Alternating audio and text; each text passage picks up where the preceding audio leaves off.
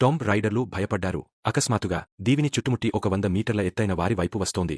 వెంటనే వారు ఆక్సిజన్ ట్యాంకులు తీసుకుని గుహ వైపు పరుగెత్తారు. సునామీని తప్పించుకోవడానికి అక్కడి నీటి కుంటలోకి దూకారు. కొన్ని క్షణాల్లోనే ఆ దీవి సముద్రంలో పూర్తిగా మునిగిపోయింది. ఒక భారీ నీటి ప్రవాహం గుహలోకి ప్రవేశించింది. టాంబ్ రైడర్లు ఆ నీటికుంట సముద్రంతో కలసి ఉందని గుర్తించారు. అందువల్ల వారు లోతుల్లోకి ఈదుకుంటూ వెళ్లారు. ఆశ్చర్యకరంగా వారు ఒక పెద్ద పాత నౌకను కనుగొన్నారు. ఆ నౌకలోకి ప్రవేశించిన తరువాత అక్కడ ఇంకా గాలి ఉందని తెలిసింది. దీని అర్థం వారు సునామీ తగ్గే వరకు అక్కడే ఉండొచ్చు. ఆ అలంకరణలను బట్టి ఆ నౌక కనీసం 1000 పాతదని అంచనా వేశారు. అయినా గాలి అక్కడే ఉండటమే ఆశ్చర్యం. ఒక మహిళ గోడలపై చిత్రాలను గమనించింది. పురాణం ప్రకారం ఒక గర్భవతి స్త్రీ ప్రమాదవశాత్తు నీటిలో పడిపోయింది. కాని మత్స్యకారులు ఆమెను గమనించి రక్షించారు. కృతజ్ఞతగా ఆ మహిళ ఒక సుగంధద్రవ్య సంచి ఇచ్చింది. ఆశ్చర్యకరంగా ఆ వాసన ఎన్నేళ్లైనా తగ్గలేదు. 10 ఏళ్ల తరువాత కూడా అది అలాగే ఉండిపోయింది.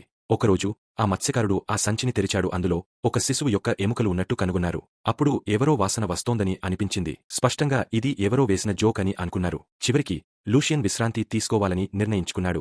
అతనికి కూడా ఆ వాసన అనిపించింది. కాని అది ఆ మహిళ పరిమళమేనని ఊహించాడు. లూషియన్ నిద్రలేచి చూస్తే అతని స్నేహితులు ఎవరూ లేరు. అంతకంటే ఆశ్చర్యకరంగా ఆ ప్రదేశం మారిపోయింది. తలుపులు కూడా మూసివేసి ఉన్నాయి. ఆ సమయంలో ఒక రాక్షసి శబ్దం వినిపించింది. ఏదో ఒకటి రాయి నుండి బయటకి రావడానికి ప్రయత్నిస్తున్నట్టు అనిపించింది. భయంతో లూషియన్ తన పరికరాలు వేసుకుని నీటి కుంటలోకి దూకేశాడు.